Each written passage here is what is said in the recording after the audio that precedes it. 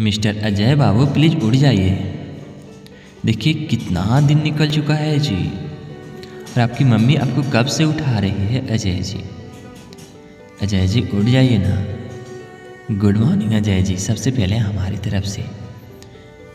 और आपके दोस्त का भी मैसेज आ ही गया है, देखिए गुड मॉर्निंग का। प्लीज़ उठ जाइए और बात कर लीजिए ना जल्दी से। मिस्टर अजय प्लीज़ दिल से प्यार से गुड मॉर्निंग आपको हमारी तरफ से।